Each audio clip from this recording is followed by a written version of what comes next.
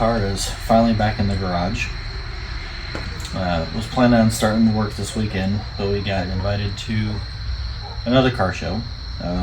This one is a fundraiser event for a local kids sports team, football team, I believe.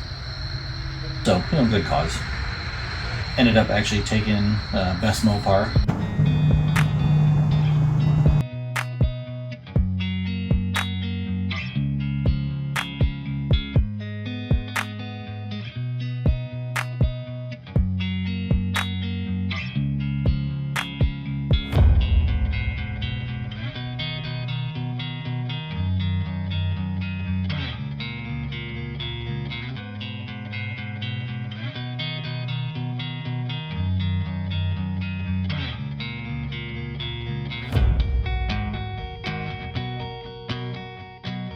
Which is pretty cool because it's the first time I've won anything with the car. Been in 3 car shows, I haven't won anything yet. But got her in the garage. And she's already dirty again. But she's in here, and this is where she's gonna stay until I'm done. Not pulling it back out until it's done. So this video will be broken up across multiple days, possibly multiple weeks. The game plan is to do what I had planned before I paused the whole project in the first place. And instead of just straight taping the surface, I'm going to tape, I got plastic rolls that I bought just to try and make it faster. I'm going to tape plastic over top of the surface just to save on some tape, and then build my plug, and then fiberglass over the plug, and then begin adding it. That's gonna mean I'm gonna have to basically take the paint off to get down to the raw fiberglass so I can begin doing the bottom. That's the part that's gonna hurt the most, is when I finally go to actually start doing the real attachment, is I have to take the paint off. And once the paint starts coming off, it's official, which it's gonna be official, but at that point it's just like once you start cutting the panels on the Charger, it's official, So in between this, I'm also gonna be working on the Buell.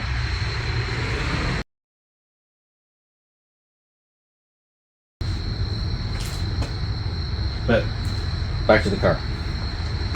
Doing the wide body. The plan has changed slightly on what I was gonna do because I've still 100% set. I don't want to mess up the bumper that's already been redone. It's not planning on that. So I'm gonna leave the bumper as is. I'm definitely redoing the splitter. This one is just not lasting, but I have a source on HDPE. Then I'm gonna do the splitter off of, and then it's debatable whether or not I do a carbon fiber skin on it, which is essentially what this one is anyways.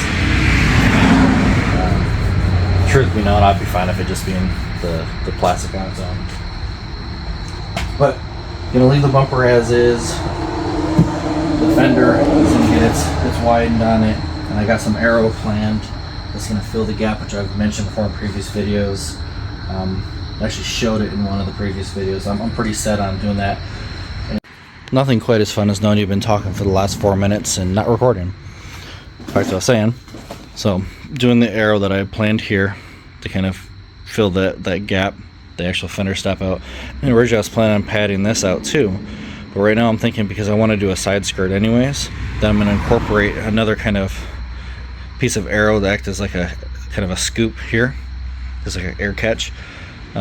Instead of doing that pad. I may change my mind later, but that's kind of the plan now, is to kind of incorporate a side skirt along with finishing off the fill, which is actually very reminiscent to the GT3 RS Porsches on the rear.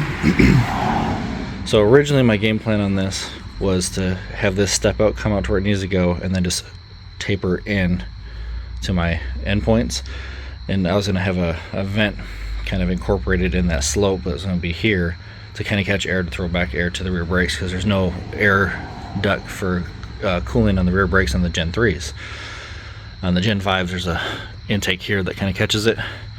So originally that was the plan, but now I'm thinking I'm actually going to build a scoop here to kind of catch that, and that'll still work that way. And if, as I'm building, if I look at it, I'm like, it's too much, or I don't like it, I can just always taper it right back down to how I planned.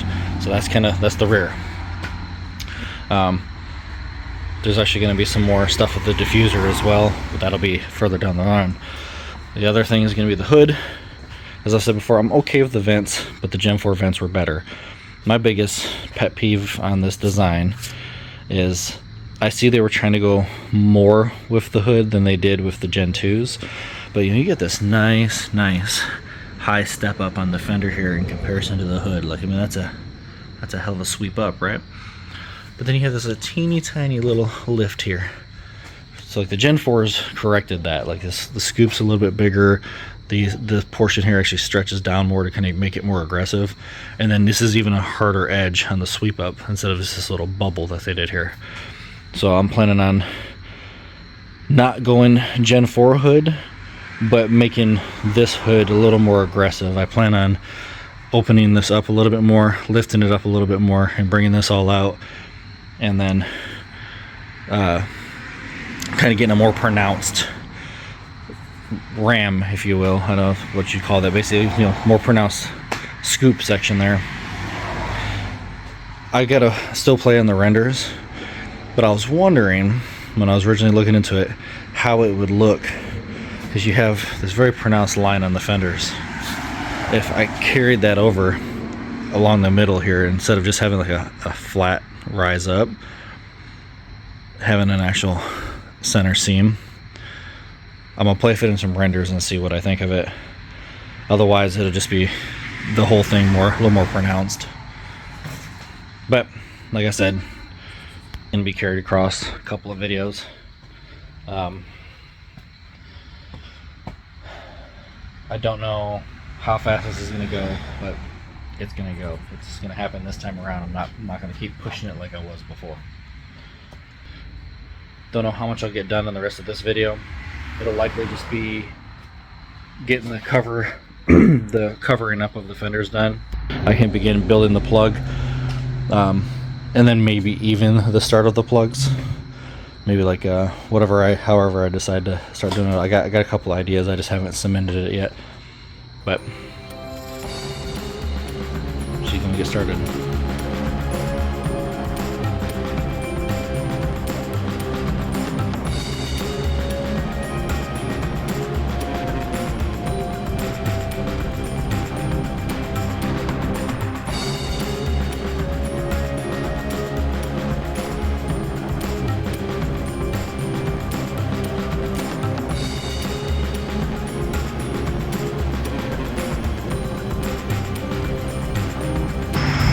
We've got the car all plasticed up. And so this is basically just to try and save me in some tape. Probably gonna end up biting me in the ass, I'm sure. Otherwise, why wouldn't everyone do the same damn thing, right? But it was just an idea that I had. In worst case, it doesn't work. I rip it all off. I put tape back down. But the idea is, instead of having all the tape on there like you would normally when you're trying to make a plug, I got plastic there. My only concern is with the plastic that I'm gonna have issues of, I'm probably gonna foam fill it, but I feel like I'm gonna have issues of the foam just slipping off because it's plastic.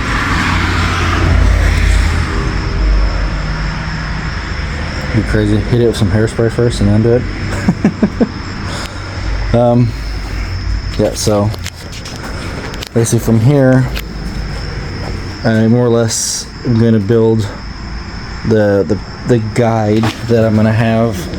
That's going to, so on the original body here, you can see the body line, it's like 1 inch. I'm going to step it up to 1.5 inches. Yeah, pretty sure I'm going to do 1.5 inches. And I'm going to probably stay with the height of the top portion of the line where this is, and then the 1/2 inch will hang down. That way I get like a little bit more fill on the wheel gap. That's one of the problems with these, is unless you like super lower them, you, no matter what, you're gonna have some kind of wheel gap. I mean, if you look, the car itself really isn't, you know, that low anymore. Like my hand is, you know, so. And you've got 2 inches or so, well, probably not even full 2 inches, so you don't have a wheel gap. Like, you can't really go bigger with the tires, because then the tires don't fit and you're gonna rub and all that. But so I think I'm just gonna add just a little bit of filler with it by just dropping it down just slightly.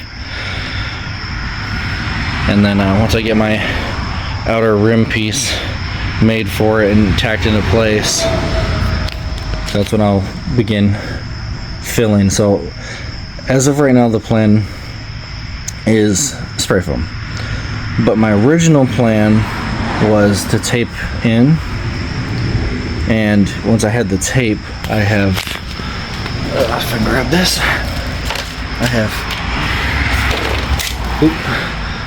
I got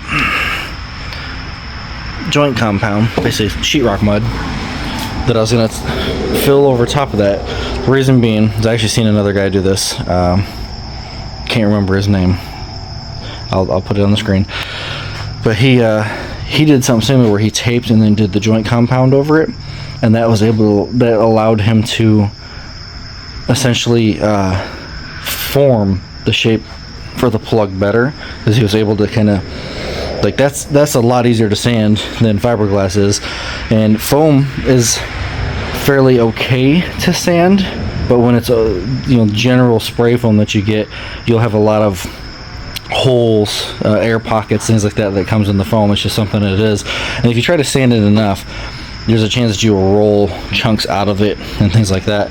Whereas if I'm bouncing between the tape with the mud, or doing the foam and then mudding over it and then sanding it to get my plug shape, and then fiberglassing over that. That way my base for my fiberglass is as close to what it's supposed to be as possible, because no matter what, in my experience of fiberglass, outside of actually having a mold that you put like a gel coat in and then put the fiberglass down, no matter what, you're gonna get imperfect surface. Like, there's going to be a little bit of difference in height. Like, there's just not much you can do around it. You got to be precise with the resin and the fiberglass mat. So no matter what, it's going to be slightly off, and then you end up having to sand it and then fill it.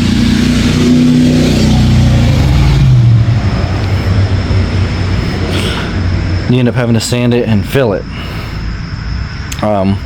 Which is what's gonna, that's what I'm gonna have to happen here. But if you don't have as perfect a surface for your plug as possible, it adds to that need to fill and sand. So I'm trying to alleviate extra work by starting with a better surface. So I'm gonna do more pre-work than post-work, hopefully. I actually debated at one point of bringing this whole thing out, that kind of like, instead of just having this part bulge out and then bell back in, I thought about bringing this whole thing so it'll come out, but then when it bells, it'll come out and then swing out, and then like this whole thing would be more accentuated, kind of build like the ramp that was the TA style spoiler that goes on some of these cars. I love the look of the ACRE with the TR spoiler on it. Completely different generation, but just the two together look really good. But the way that these are made, the spiders on here, where it sits at is just far too back, because I think that spoiler starts somewhere around here, so you'd have to literally cut it in, and which, I mean, it could be done. It could be done in a way that makes it look good, make it look like it's actually part of the risers there. But I think that's going to be the end of this session, and I will come back and make my pieces. So like I said, I didn't think I'd get very far in this video, but I got the plastic on so I can get started, and I just got to start building those arches and then attach them and go from there. So that's going to be the end of this video, guys. Stick around and check back for further updates.